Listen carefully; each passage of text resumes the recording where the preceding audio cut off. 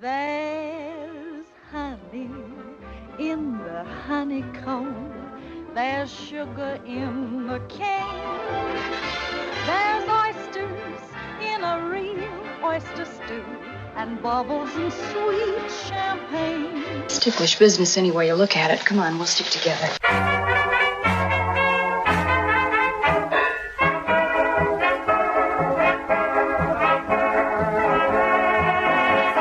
Hello, everyone, and welcome to Ticklish Business. I'm Kristen. Samantha Ellis is not with us this episode, but she is here in spirit. This week, thankfully, we have an amazing guest to celebrate the life and times and work of the fantastic Lena Horne. We are joined by James Gavin, author of Stormy Weather, The Life of Lena Horne. James, how are you?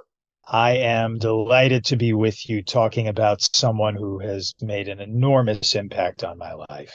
I'm excited to talk with you about her. Before we get to that, of course, we'd like to remind everyone that if you haven't checked out our Patreon at patreon.com/ticklishbiz, then you should, because we do additional bonus pods, including doubled features looking at classic film remakes and based on a true podcast looking at old Hollywood biopics and true crime stories. We just wrapped up our March Madness classic film actress bracket. You can find out who won in the battle between Marilyn Monroe, Bette Davis, Katharine Hepburn, and the fourth person whose name I don't remember. So find out who won over at patreon.com/ticklishbiz. We also give out regular care packages of movies, tote bags, and we let you guest on an episode. And don't forget that my book, But Have You Read the Book? 52 Literary Gems That Inspired Our Favorite Movies, is out now. You can pre-order that wherever you get books. And our Redbubble store has some fabulous art, all designed by Samantha Ellis, featuring your favorite stars, including our popular Gene and Judy Makoko mugs, as well as our most recent tribute to The Greatest Show on Earth, celebrating Jimmy Stewart's credit, starring Jimmy Stewart as Buttons the Clown. You can find that at redbubble.com/people/ticklishbiz. Now back to Lena Horne and James. I'm curious, what inspired you to want to tell Lena's story in your book? She touched my heart very deeply. Adolescent of perhaps 11 or 12 years old, I found her records at a time when I was going on a wild spree to discover the great voices of the great American songbook. I was very interested in music of the past, and I was obsessed with singers. And the singers who caught my ear were the ones in whom I detected trouble, pain, conflict. Happy singers, cheerful singers did not mean as much to me because I was, I guess, looking for friends in a funny way, voices that seemed to know what I was feeling. Although Lena Horne's reputation was one of a formidable, steely, unimaginably beautiful and intimidating goddess, the records of hers that meant the most to me were the ones in which I heard flickers of what was underneath that shell. One album in particular, actually I'll name two. Both of these albums were made in the mid-1970s on RCA Records. Neither of them sold very well because Lena, as a rule, did not sell a lot of albums. She was thought of as a visual experience. And I heard an album that she made in 1976 with a big, beautiful orchestra conducted by Robert Farnon, the great Canadian arranger-conductor, with the great Phil Woods playing saxophone. And it was an album of mostly sad ballads. Lena, in that album, dropped every hint of that defensive veneer that she had built up over so many years. I play that album to death. It meant so much to me because I felt the humanity of her very strongly, and I was attracted to the sense I had that this is a woman who had struggled and sacrificed and lost enormously in her life.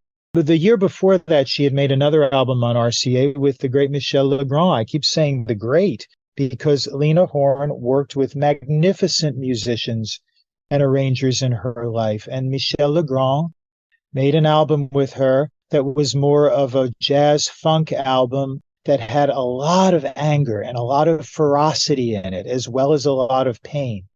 And this formed in my mind the idea that there was a real story here that wasn't being told so much.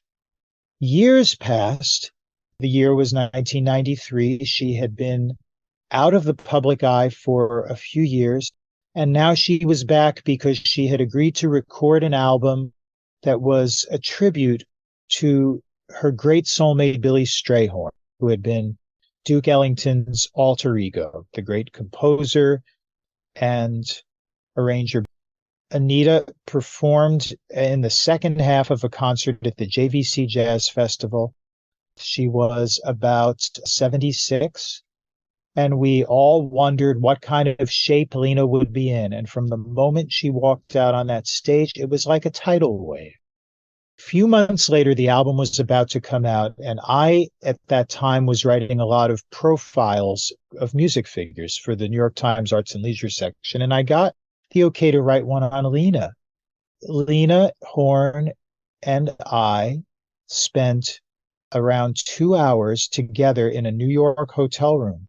It was unbelievable to me that, having been fascinated by her since childhood, that I could now be alone with Lena Horne, asking her every question I had ever wanted to ask her. That interview, which ran in 1994, became the seed of the book that I started about 11 years later. Part of why we love talking to people that actually know or have met these classic film stars is trying to make them tangible for people that maybe are just seeing their movies. What surprised you about Lena Horne interacting with her that maybe audiences watching her films wouldn't realize? Well, what struck me immensely in Lena Horne is that this triumphant figure, this woman who had carried on her shoulders in many ways the mantle of an entire race, an entire generation of struggle. She was extremely wistful, quite sad, quite regretful of most of her life. The things that we would perceive as milestones carried with them an enormous amount of pain for Lena. And I learned that day that the struggle that she had experienced in order to play the role that she was assigned in life, which was to, God, there were so many dimensions to it. Lena Horne, going back to 1942, was the chosen one. She was a beautiful young Black woman of about 24, 25 years old, who had been chosen by Hollywood to break the stereotypical image of the Black entertainer in Hollywood. And this was an enormous responsibility. It meant that she had to watch her P's and Q's at every step. She had to disprove a lot of the cliches about what the largely white film-going audience thought of Black people. MGM was, of course, the studio. MGM has been, in my opinion, very unfairly maligned for not having done more with Lena than they did in that period of about 9 years that she was with them, except for 2 all-Black musicals. One was Cabin in the Sky at MGM, and the other one was Stormy Weather, for which she was loaned out to Fox. All-Black musicals. They were frothy movies in which she had lines, she played a part, but in all the other MGM musicals that she made, Lena was presented as this mysterious, beautiful bauble, this gorgeous, untouchable beauty who was groomed with the same degree of attention and glamour and fabulousness that any white star in Hollywood had been. And she would come on, usually in a nightclub scene, a party scene, and she would sing a song or two, and then she would leave. Lena wanted more, understandably, but what MGM did with her at that time has to be understood in the context of the times, and that is that nothing like this had ever been done before. Great social change does not happen in a big sudden lurch. It happens by increments. And MGM not only paved the way, they created a bridge between an unenlightened time and a more enlightened time that happened within the space of that 9 years. This was huge. Also, what MGM did was they created the Lena Horne of legend, this mysterious, glamorous, untouchable figure that she used for years and years to come. So I have nothing but respect for the way MGM treated Lena Horne. However, by the time I was with her in 1994, she recalled those years with great pain, great ambivalence. I understood that day that while Lena had been triumphant professionally, triumphant artistically, triumphant socially, personally, she was a sad lady.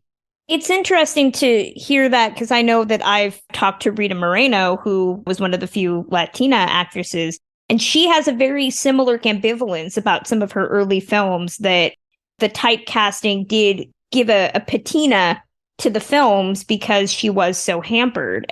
In preparation for this episode, I did watch Stormy Weather and Cabin in the Sky. I had never seen them before.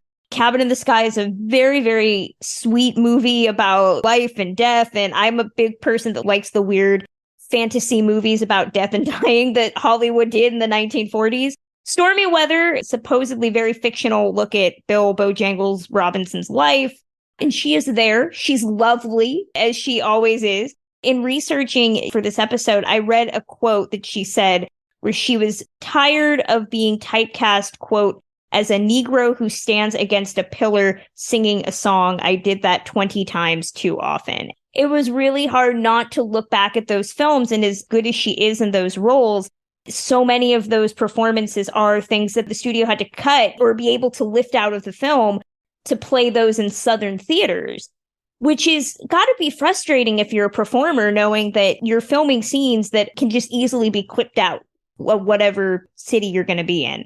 That is actually part of the Lena Horne mythology. In all the research that I did for my biography, I came across only one documented instance in which this had happened. And it was her number Love by Hugh Martin and Ralph Blaine in the movie Ziegfeld Follies. The incident occurred in Memphis. And I did find articles bearing out the fact that that number had been clipped out when the film was screened in various theaters in Memphis. However, I interviewed at least two people who had grown up in the South, who were big MGM fanatics and went to see all the new MGM movies when they opened in Southern theaters. And they told me that Lena's numbers were there. So while the one incident is bad enough, it should never have happened, we have to understand MGM in the context of those terribly unenlightened racist years and the fact that they did as much as they possibly could have in order to present Lena as a star. Frustrating for Lena? Absolutely, because Lena was someone who always felt detached. She always felt removed from the rest of everybody. And a lot of that had to do with her beauty, as a matter of fact. It's hard for any of us who are not raving beauties to understand or sympathize with people who are in any way, because people looked at Lena Horne for many years, even until this day, and they think, well, what did she have to be sorry about? She was gorgeous. She was a star. Part of my goal in my book was to get underneath that and to find out the price that one pays for that. I'll give you an example. When I met Lena on that afternoon in 1994 to do the interview with her at this Midtown Manhattan hotel, she was there with her manager, Sherman Sneed, in the lobby. I walked up to them. The moment that I was face to face with her, she was dressed down. She was dressed to conceal. She was wearing a baggy white suit and a cap and big dark glasses, and it was unmistakably Lena Horne. Why? Because when she smiled, that smile was blinding. Everything that I saw, I'm getting goosebumps now to even think about it. I involuntarily pulled back like this. And that moment gave me a little insight into what it was like to be Lena Horne when everybody treats you differently and pulls back from you because you are this untouchable, gorgeous creature. And I thought in the years that I was writing that book, which would have been 2005 to 2009 when it came out, I thought a lot about how cut off Lena Horne felt from other people. This started long before MGM, but I think that MGM magnified the situation because Lena Horne felt I'm not good enough to interact with white actors in an actual scene. They keep putting me all by myself up there on the stage to sing a song and then disappear. I don't get to speak, and I totally get it. But she really worked it to her advantage because that became the Lena Horne persona for years to come. Then many more years passed, and now it's 1981, and Lena Horne's fantastically successful one-woman show, Lena Horne, The Lady in Her Music, has opened on Broadway. It is the triumph of a lifetime, and there is Lena Horne alone on a stage. And it's so amazing to hear those stories because you're showcasing the dichotomy of a woman who was just so beautiful and so talented and also had to represent so many other things beyond her, which is still an issue I know that actors and performers of color are still dealing with because the representation is still so skewed. You mentioned the Lena Horne mythology. The story that everybody hears is that Lena Horne was going to be in Showboat. They cast Ava Gardner. She said that that is true in certain interviews. The other people have said that that is not true. What did you find out about that story? I devoted many pages to the Showboat incident in my book because it is one of the defining stories connected with Lena Horne to this day. Lena Horne, by the end of her period at MGM, was sick of it all, and she felt very victimized, and she desperately wanted to play this part that went to her dear friend Ava Gardner, a white actress. And what I found out about that period was that contrary to popular belief and contrary to what Lena Horne believed with all her heart, if MGM had cast Lena Horne in the role of a young woman who had black blood but was passing for white successfully, if you cast a black actress in that part, it just wouldn't work. It would spoil the whole surprise of Showboat. That was probably the main reason why Lena Horne did not wind up getting that part. She had felt a few years earlier in the movie Till the Clouds Roll By, she had sung the character Julie's big song, Can't Help Lovin' That Man, in a ravishing sequence directed by Vincent Minnelli that, again, is giving me goosebumps just to think about. And Lena Horne hoped that this was a sort of audition for the actual Showboat. What remake would it have been? There was the James Whale one in the 30s. This is the second one? I don't know. I'm not big on Showboat in general. All these factoids used to be in the front of my brain, but that was a while back. There were other factors at play as well. One of them is that up until that time, there was no real reason to believe that Lena Horne had the acting chops to play this part. Some have reasoned that that is because she never got the chance to develop them.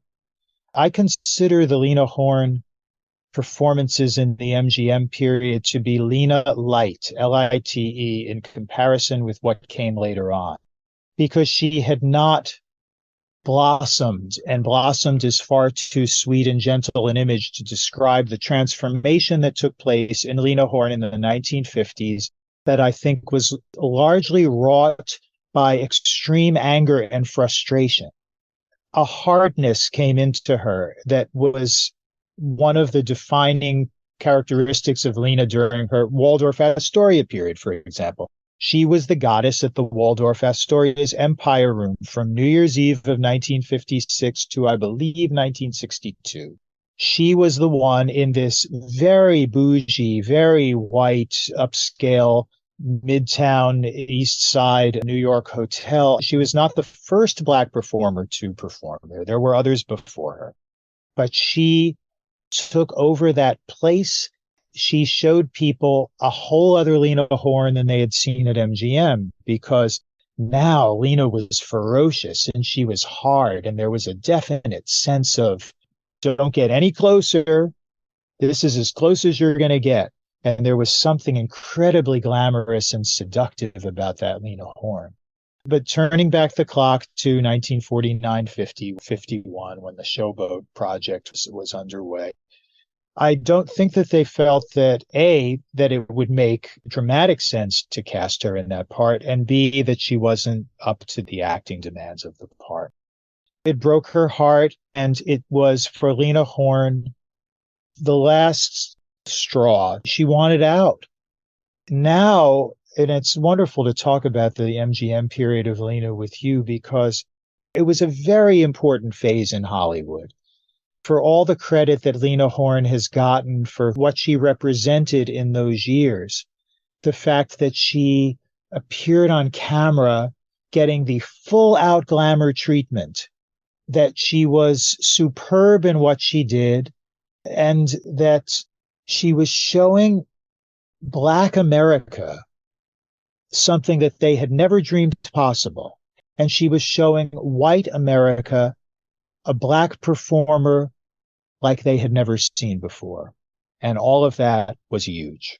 To watch Cabin in the Sky reminded me of, and it would be a great double feature with something like The Devil and Daniel Webster, which is also this fable about Satan and life and death. And Simone plays a very similar character to Georgia Brown in Cabin in the Sky, and they're almost two halves of the same coin, which I really appreciated. And even though Lena has a rather minor role in Cabin in the Sky, she makes that role her own. You can understand why the main character in the movie is willing to stake his soul on her, which is fantastic. And then to see something like Stormy Weather, which the character is supposedly very loosely based on some other famous singers of the time, not necessarily a relationship that Bill Robinson had ever been in, but she's playing like an Ava Gardner in the 1940s role, the good girl that's just always around in the corner. Even though the roles are blah in the grand scheme of things, all the other actresses of the day toiled in those kind of roles, those very basic roles. What's frustrating is that Lena didn't necessarily get that A-level film that really just catapults her. I know a lot of people say Death of a Gunfighter in 1969 is the film that gives her a bit of a role that isn't race reliant, is a drama. I have not seen that. You can tell me if that movie's not even worth my time. If you enjoy the podcast, consider supporting us on our Patreon, like David Floyd, Amy Hart, Jeffrey, Brittany Brock, and Elizabeth Ziegler. Our Patreon helps pay the bills, and our patrons get access to a wealth of exclusive content like our Classic Actress March Madness tournament, bonus series like Doubled Features, based on a true podcast, and Being Elvis, as well as patron bonus swag like our But Have You Read the Book tote bags. Patrons also get monthly video updates from us. Patronage starts at just $1 a month and gives you the opportunity to start listening to episodes like this 48 hours early. Head over to patreon.com/ticklishbiz to learn more. It's fine. It's a B Western. It's okay. Nobody paid much attention to it, frankly, at that time. But you're right. You're absolutely right. It gives Lena Horne a chance to show that she had deepened as an actress. There were not many such opportunities for her in her life. It's a thing that we complain about as classic film fans for any of the actresses of color. Anna Mae Wong is a great example. Hattie McDaniel, Butterfly McQueen. They all got, unfortunately, because of the time, hampered in roles that didn't showcase their talents. It's what's frustrating about watching Lena's films is that she's just so magnetic. And you wish that you could go back in time and things were different. But we have the films that she made, and she's really great in both of the films that I got to watch. So I'm excited to see more. What's interesting about Lena as a singer is that somehow through the medium of song, she could be an overwhelmingly strong actress. want to bring up something else that occurred to me while you were speaking. Yes, and that please. is that in addition to all of the pressures we've already discussed that Lena was feeling, she also had to deal with the fact that she was very, very resented. That having been placed in a position where there was only one slot at that time and she got it, you can imagine how other Black female performers felt, how much they resented the fact that she was the chosen one and they had somehow been overlooked. She was intensely aware of this. In Stormy Weather, she was assigned Ethel Waters' big song, the song that Ethel Waters had introduced at the Cotton Club. And Ethel was mad as hell about this. And because Lena was apparently having a little thing with Vincent Minnelli at the time, who was gay, go figure, but those things happened in those days.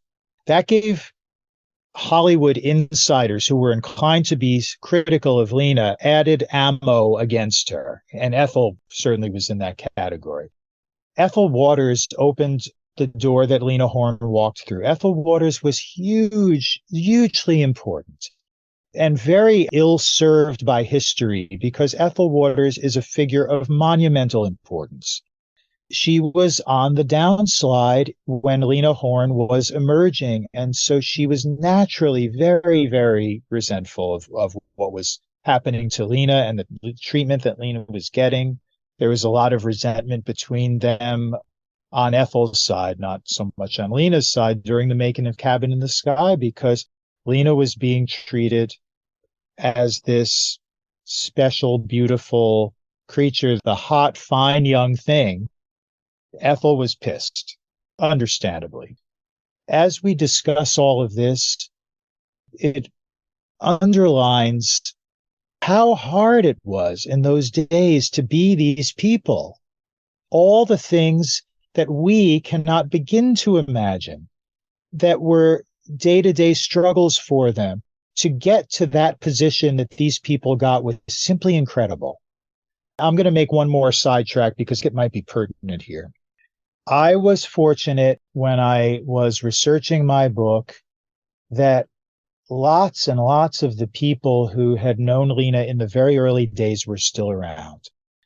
Lena Horne was at the Cotton Club in 33, 34, 35, thereabouts. And I actually found people who were there with Lena in the Cotton Club. I found other Cotton Club girls. I found people who had known her even in the late 1920s, which is extraordinary. And I found that a lot of those people, a lot of those performers at the Cotton Club, which was a racially complicated place, needless to say, in which nearly the entire audience was white and ordinary Black people were basically not allowed in.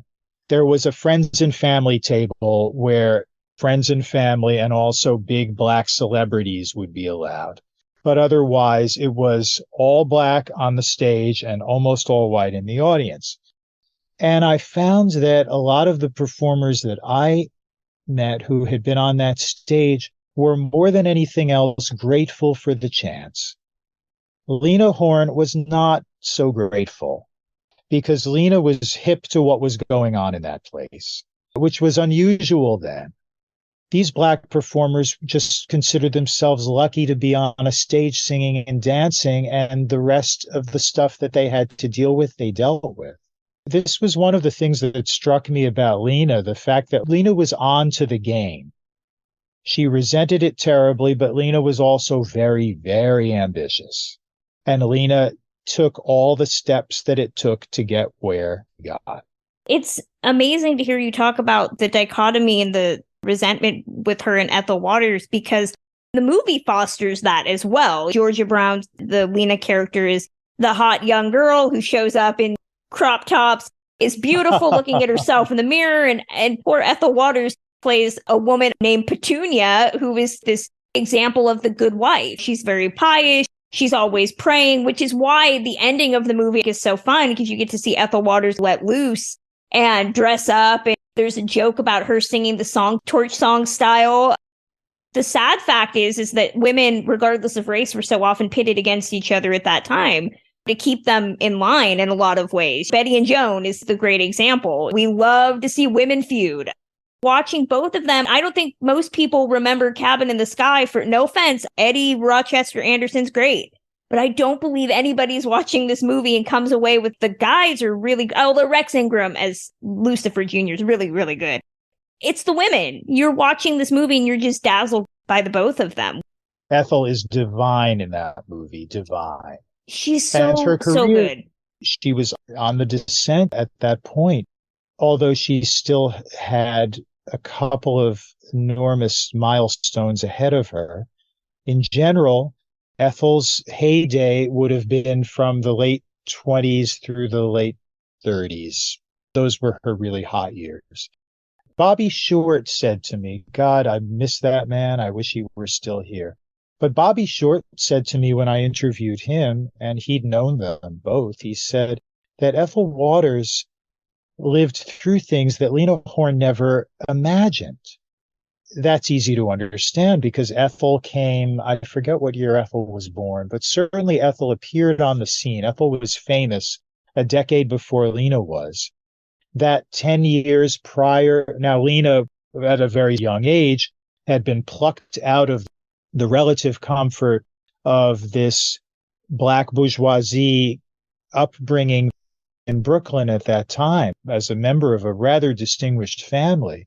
But her mother was an aspiring actress at a time, as we've made clear, when there was very, very little work for an aspiring Black actress. And so she pulled Lena away from the father.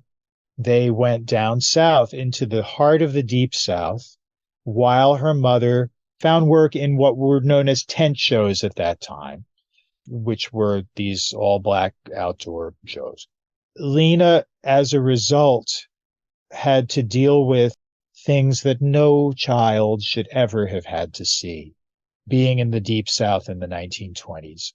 Furthermore, as Lena grew up and turned into this stunning beauty and began getting opportunities that her mother wasn't getting, she had to deal with her mother's resentment as well.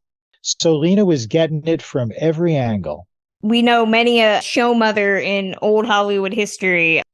Ethel Waters was born in 1896, in case anybody was curious. And I talk about this a lot. The state of biopics about old Hollywood stars is still very white, unless you're Marilyn Monroe or Fred Astaire. The lack of biopics about Black actors and actresses of this time is very, very small. It's pretty much Dorothy Dandridge and Josephine Baker. That's it. And I know that they talked several years ago about Janet Jackson playing Lena Horne, and then the Super Bowl happened. Allegedly, they said Lena Horne and her daughter told Janet Jackson not to take the role. Do you know if that is a true fact? I've never heard that before. My understanding is that Lena had very mixed feelings about this biopic happening, and she had avoided signing her contract. She wasn't signing off on it. Janet Jackson inadvertently gave Lena her out because when that incident happened, Lena could now say, I don't want any part of this. I'm glad you brought that up, though, because when the idea came to me to write a book about Lena Horne, Lena had been out of the public eye for so long that I frankly wondered if there was still an audience for it. Naively, I wondered, do people still care? That incident with the aborted Janet Jackson biopic got so much attention in the press that I realized that a lot of people still cared about Lena Horne.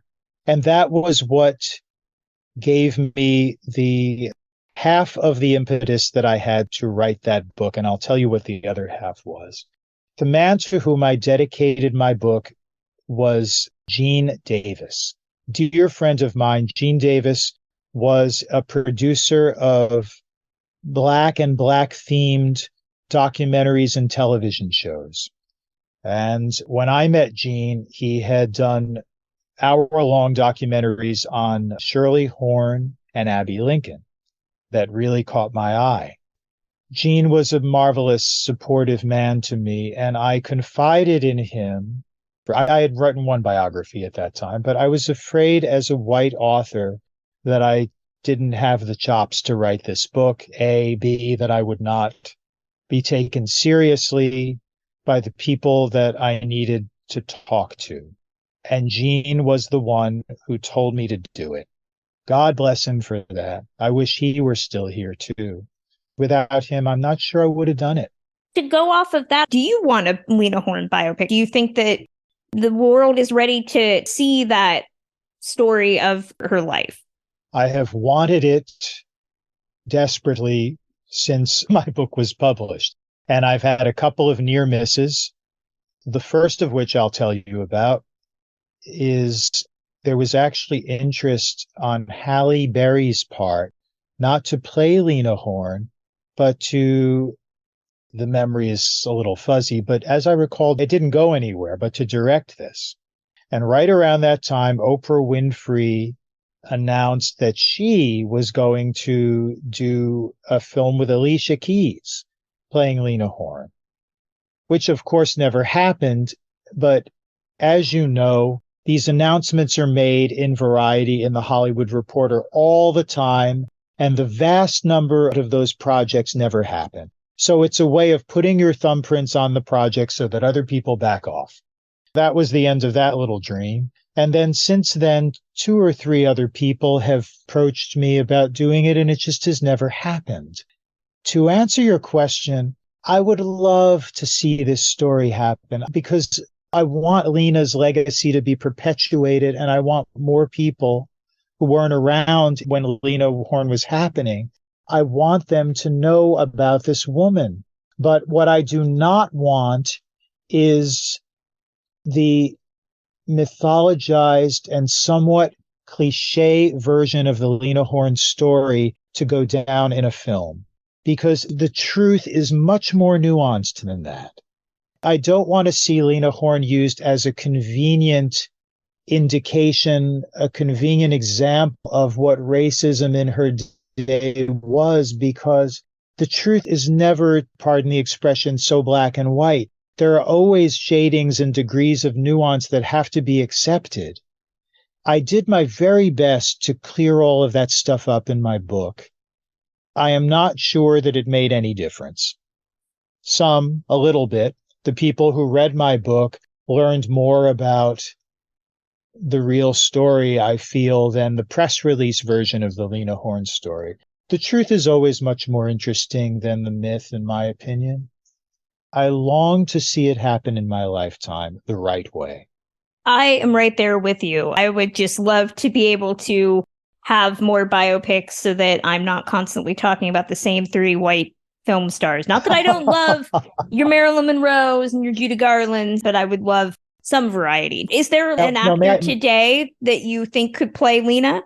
Movies like the Elvis biopic have opened the door to finding some fabulous lesser-known person who is not there simply because of instant cha-ching, box office assurance. The Elvis movie was so gigantic.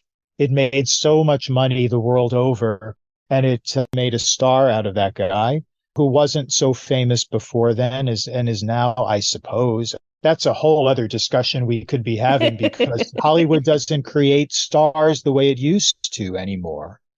And you know a lot more about that than I do, but I've observed the fact that the old star system in which stars were created and nurtured and perpetuated, it's not like that anymore. So I would love to see them find some terrific girl who has not gotten that kind of opportunity to play Lena Horne.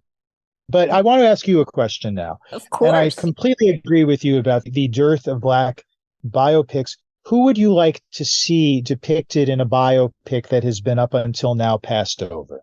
Oh, gosh. We're just talking about in general. I always say Lupe Velez. I love Lupe Velez. She was the Mexican Spitfire, but at the same time, she was messy, but she was also a comic genius in her own right. Also had a very famous invented feud with another Latina actress, Dolores Del Rio, dated the wrong men, made a lot of bad decisions, and is now unfortunately immortalized. I put that in air quotes, thanks to Kenneth Angier and Hollywood Babylon in a way that has made me very sad. So I would love something like that. Nina Mae McKinney is another, if we're talking Black actresses, that I would love to see. She dated women, had such a colorful life, hung out with William Randolph Hearst's niece through his relationship with Marion Davies. I would just love to see that. My sad realization is that if we can't get a Carol Lombard biopic because she's too niche and she's white, then I have no hope for my dream. We don't even have a Rita Hayworth biopic in this day and age. And Rita's huge and a woman of colors. Go figure that one.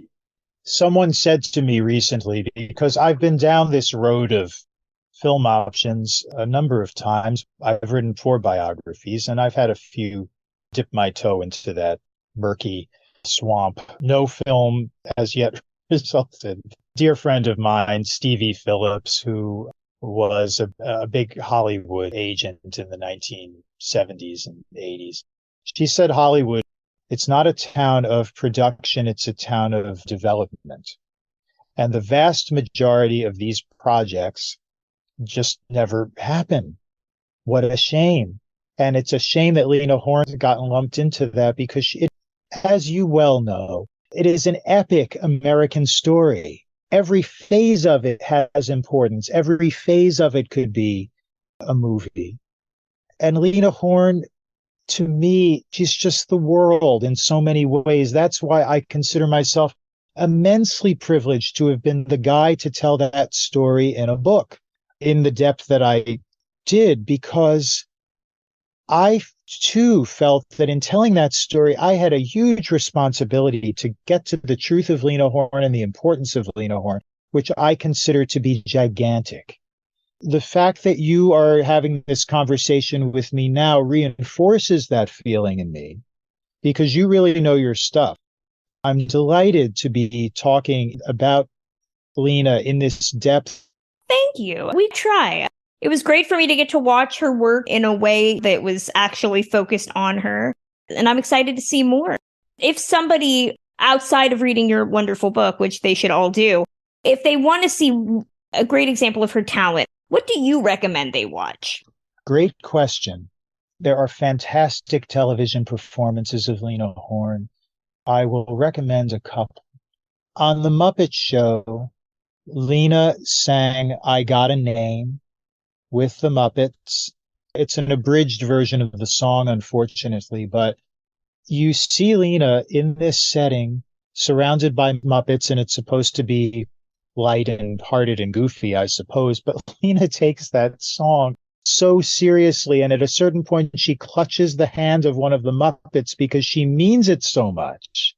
She absolutely gave you that song and humanized the Muppets around her. I am for the 3rd time getting goosebumps as I tell you about that. Isn't it funny that that popped into my head? The Lady and Her Music is a very complicated mixed bag for me. It was filmed after closing for an invited audience for that, I believe it was Showtime special, by which time Lena had done that show for a year and 3 months, I believe. The whole show had hardened a great deal. I was lucky to see that show. I was a teenager. I saw it very close to the beginning of the run and very close to the end of the run. In that period of time, a lot of Lena's emotional demons took over. The show became much harder and tougher by the end, and the vulnerability was gone. Then I would recommend, there's a performance of Lena singing Moon River on the Bell Telephone Hour, and I watched it once with Gene Davis. This would have been around 1966. And he watched it and he said, that is not a happy lady, singing this romantic, sweet, wistful song. Lena's television appearances, all of them, are fascinating because of her relationship with the television camera. She was not simply standing on a stage being photographed. When she looked into that camera, I feel to this day riveted watching her command of the camera that she learned at MGM. And I would recommend to your listeners that they check out her appearances on the Dean Martin Show, on the Perry Como Show. What's remarkable about them in every phase is that Lena was a performer who took her baggage with her on stage. Whatever she was feeling, thinking, angry about, sad about, she put it in those songs. And I love when singers do that. You can so easily trace Lena's emotional trajectory by watching those television appearances through the years. Going down the YouTube Lena Horne rabbit hole is an endlessly rewarding task. James, it has been such a treat to get to talk to you today. Stormy Weather is available on Amazon. People can buy it in whatever format they like. I know you have a website if you want to let people know about that or any other ways that they can interact with you online. Thank you. It's jamesgavin.com. I'm on all of the social media. I have a Twitter account, but nobody cared. Nobody read any of it, so I abandoned it. I love Facebook because I love posting my photography and I love having deep discussions with my Facebook friends, so I'm very into that. I also have ampersand at James Gavin Books on Instagram. As a way of wrapping this up and bringing this conversation full circle, your listeners can't see this. You can. Behind my head on the wall is the album that I brought for Lena Horne to sign the day that I did that New York Times interview with her in 1994. And it's an album called Lena Horne, Lovely and Alive.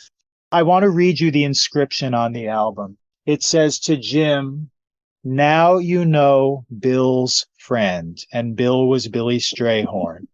"Affectionately, Lena." And believe me, I will treasure that till the day I die. I love that so much. Written in silver ink on this beautiful cover in a very, not demure, but tiny penmanship. There's a shyness to it. I read that inscription and it reminds me that time I was a kid and Lena Horne opened her heart to me. There were decades between us and she chose to talk to me because, as she said, I don't do this a lot. So when I'm with someone like you, I talk too much. That's a note to go out on. James, thank you so much for talking with us. This has been an absolute joy, and I think you are terrific. That closes out Ticklish Business for today. You can listen to us on Apple Podcasts, Spotify, Stitcher, wherever you get podcasts. Reviews matter, so consider leaving us one on Apple Podcasts, 5 stars. We have not had one in 2023. That is very sad for me. You can follow the show on Twitter at ticklish_biz, as well as on Facebook, Instagram, and TikTok at ticklishbiz. You can follow me at The Wrap and on Twitter, as well as Instagram at KristenLopez88. Our Patreon helps keep the lights on at Ticklish Biz HQ and gives us chances to do new content, like our classic film actress March Madness bracket. So consider helping us out and donating $1 at patreon.com/ticklishbiz. And of course, my book, But Have You Read the Book, is out now. You can order it wherever you get books. We will be returning with a new episode on May 10th. Till then.